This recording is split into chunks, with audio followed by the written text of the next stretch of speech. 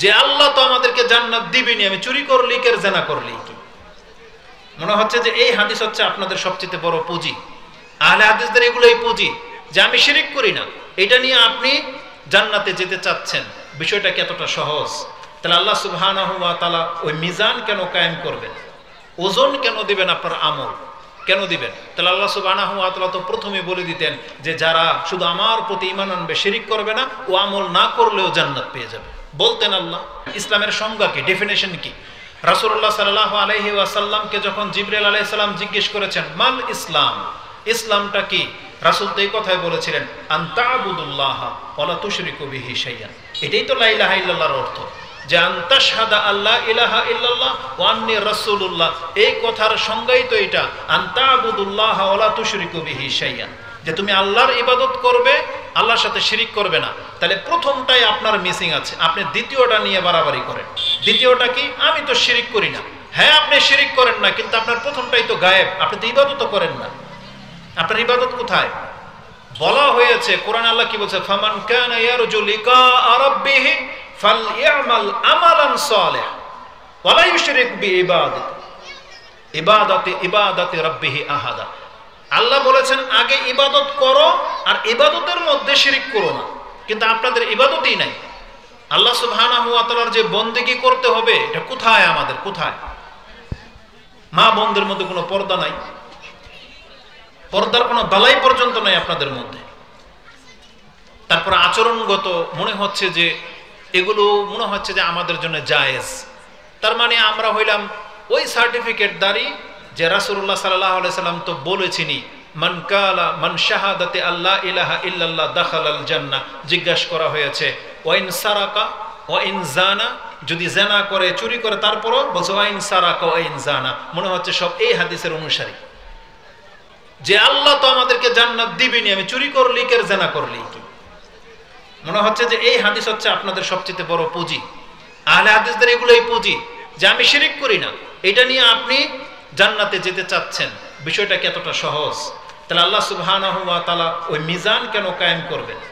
ওজন কেন দিবেন? আপনার আমল কেন দিবেন? তাহলে আল্লাহ সুবহানাহু ওয়া তাআলা তো প্রথমে বলে দিতেন যে যারা শুধু আমার প্রতি ঈমান আনবে, শিরিক করবে না, ও আমল না করলেও জান্নাত পেয়ে যাবে বলতেন আল্লাহ। কিন্তু আল্লাহ সুবহানাহু ওয়া তাআলা তো পাপগুলোকে নিষেধ করেছেন, যেগুলো পাপ, এগুলো অন্যায়। আমাদেরকে যেমন আল্লাহ সুবহানাহু ওয়া তাআলার প্রতি ঈমান এনে তার একত্বকে ঠিক করতে হবে, তেমনি আল্লাহ তো আমাদেরকে ইবাদত করতে বলেছেন। কোরআনে আল্লাহ সুবহানাহু ওয়া তাআলা আমাদেরকে কি বলেছেন? সূরা ইয়াসিন 36 নম্বর সূরার 60 এবং 61 নম্বর আয়াতটা নিয়ে নেন। তাতে আল্লাহ সুবহানাহু ওয়া তাআলা বলেছেন আলাম আহাদ ইলাইকুম ইয়া বনি আদম আল্লাহ তা'বুদুশ শাইতান ইন্নাহু লাকুম আদুউম মুবিন ওয়া আনি'বুদুনি হাযা সিরাতুম মুস্তাকিম। হে আদম সন্তান, আমি কি তোমার কাছ থেকে এই অঙ্গীকার গ্রহণ করিনি যে তুমি কিন্তু শয়তানের অনুসরণ করবে না এবং তুমি একমাত্র আমার অনুসরণ করবে, এটাই হচ্ছে সঠিক পথ। ওয়া আনি'বুদুনি হাযা সিরাতুম মুস্তাকিম, এটাই সঠিক পথ।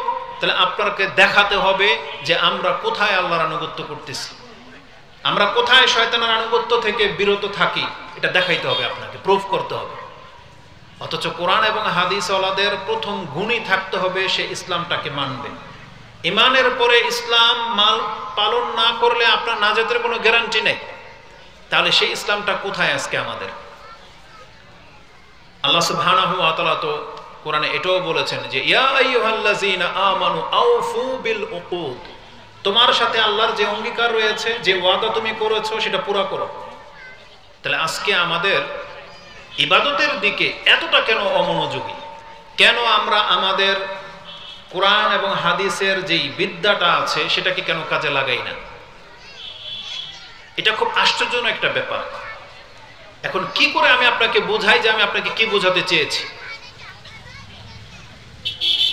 আল্লাহ সুবহানাহু ওয়া তাআলা এই পৃথিবীতে আমাদেরকে পাঠিয়েছেন তার বন্দেগী করার জন্য, এটা তো সবাই জানেন।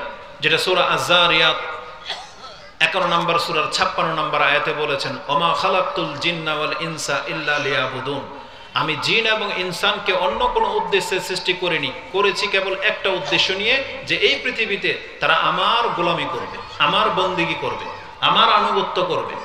এটা ছিল আল্লাহ সুবহানাহু ওয়া তাআলার সৃষ্টির মূল রহস্য, উদ্দেশ্য। আর আমরা যারা কোরআন এবং সুন্নাহর অনুসারী, এটা আমরা মেনে নিয়েছি যে হ্যাঁ, আমরা হইলাম তারা যারা আল্লাহর ইবাদত করব। সাউন্ডটা কমাই দেবে, যে কিন কিন শব্দ হচ্ছে। তো এর জন্য আমাদেরকে কি করতে হবে?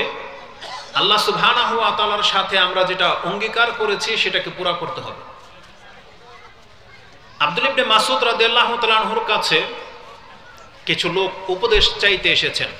আহাদে ইলাইয়া, আপনি আমাদের কাছ থেকে কিছু অঙ্গীকার গ্রহণ করেন, মানে ওয়াদা, আমাদেরকে কিছু নসিহা করেন বা আমাদের উপরে কিছু মানে ধার্য করেন। তখন আব্দুল ইবনে মাসউদ রাদিয়াল্লাহু তাআলা তিনি বলেছিলেন উপদেশ দিতে গিয়ে যে কোরআনে যেখানে আল্লাহ সুবহানাহু ওয়া তাআলা বলেছেন ইয়া আইয়ুহাল্লাযীনা আমানু, এই শব্দটা যেখানে আছে ফাআরিহ সামআক, ফাআরিহ সামআকুম, তোমরা তোমাদের কানকে খাড়া করে শুনবা। কেন? ফাইন্নাহু খায়রুন ইয়ামুরু বিহি ওয়া শাররুন ইয়ানহাকুম আনহু।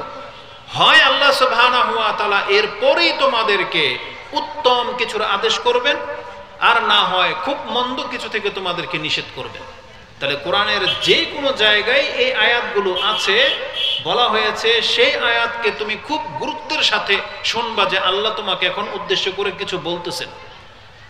কোরআনে আল্লাহ সুবহানাহু ওয়া তাআলা প্রায় 90-এরও অধিক এই আয়াত দিয়ে আমাদেরকে সম্বোধন করেছেন, ইয়া আইয়ুহাল্লাযীনা আমানু, হে ও হে যারা আল্লাহর প্রতি ঈমান এনেছো তুমি শোনো।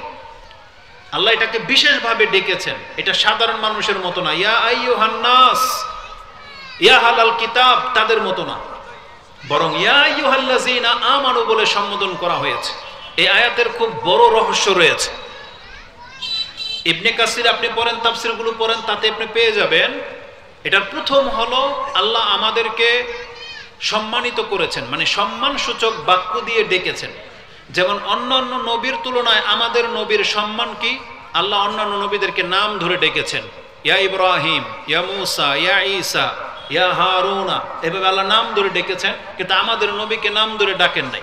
আল্লাহ বলছেন ইয়া ইউহান নবী, ইয়া ইউহার রাসূল, এইভাবে আল্লাহ ডেকেছেন, নবী এবং রাসূল বলে ডেকেছেন। ঠিক অন্যান্য কিতাবের মধ্যে, তাওরাত এবং ইনজিলের মধ্যে নাকি রয়েছে, যেটা আপনি তাফসিরে পেয়ে যাবেন, যে মূসা আলাইহিস সালাম এবং ঈসা আলাইহিস সালামের অনুসারীদেরকে আল্লাহ সুবহানাহু ওয়া তাআলা বলতেন ইয়া আইয়ুহাল মাসাকিন, হে মিসকিনের দল। মানে আল্লাহ হচ্ছেন গনি আর আমরা হইলাম মিসকিন, আমরা সবাই হচ্ছি মানে অজ্ঞ, আমরা সবাই হলাম দুর্বল, আমরা সবাই হলাম অভাবী। এটাকে আরবি ভাষায় মিসকিন বলা হয়। যেমন এই যে সৌদি আরবে পোলাপান যদি দুষ্টামি করে, আপনি ধমক দেন, বলছে খাল্লি হাদা হাদা মিসকিন, মানে ও কিচ্ছু বোঝে না, মানে নিষ্পাপ বুঝায়, অধম বুঝায়, ফকির বুঝায়, অজ্ঞ বুঝায়। মিসকিন শব্দের মধ্যে এই সবগুলো শামিল, যার মধ্যে ঘাটতি আছে এক কথায়। তো আল্লাহ সুবহানাহু ওয়া তাআলা মূসা আলাইহিস সালাম, ঈসা আলাইহিস সালামের জাতিকে কি বলে সম্বোধন করেছেন তাওরাতে? বলছে ইয়া আইয়ুহাল মাসাকিন। কিন্তু আল্লাহ মুহাম্মদ সাল্লাল্লাহু আলাইহি সাল্লামের মতো তার উম্মতকেও সম্মানসূচক শব্দ দিয়ে ডেকেছেন। কি বলেছেন? ইয়া আইয়ুহাল্লাযীনা আমানু, হে ঈমানদাররা তোমরা শোনো। এটা হচ্ছে একটা তথ্য। দ্বিতীয় আরেকটি তথ্য পেলাম, তাতে আল্লাহ সুবহানাহু ওয়া তাআলা এই যে আমাদেরকে বলেছেন না ইয়া আইয়ুহাল্লাযীনা আমানু, এই ধরনের প্রত্যেকটা আয়াতের মধ্যে যেমন মুহাম্মদ সাল্লাল্লাহু আলাইহি ওয়াসাল্লামের নাম আছে, এই আয়াতগুলোর মধ্যে আবু বকর রাদিয়াল্লাহু তাআলা আনহুর নাম আছে, ওসমান, আলী, ওমর, সাহাবায়ে কেরামদের নাম আছে। জেনে নেন এখানে প্রত্যেকটা মুসলিমের নাম আছে। তার মানে আল্লাহ সুবহানাহু ওয়া তাআলা আপনাকে টার্গেট করে করে কথা বলেছেন। যদি আল্লাহ সুবহানাহু ওয়া তাআলা সবার নাম জানেন, আল্লাহ চাইলে সবার নাম ধরেই বলতেন, কিন্তু কোরআন তো হয়ে যেত খুব লম্বা। এই জন্য আল্লাহ সুবহানাহু ওয়া তাআলা এমন একটা সম্মানসূচক শব্দ ব্যবহার করেছেন, তাতে প্রত্যেকটা পুরুষের নাম আছে, তাতে প্রত্যেকটা মহিলার নাম আছে। যখন মহিলারা কোরআন পড়বে আর যখনই এই আয়াত আসবে ইয়া আইয়ুহাল্লাযীনা আমানু, তার অন্তর থেকে এটা ফিল করতে হবে এটা আল্লাহ সরাসরি এখন আমাকে বলতেছে, আপনাকে বলা হচ্ছে সেই আয়াত।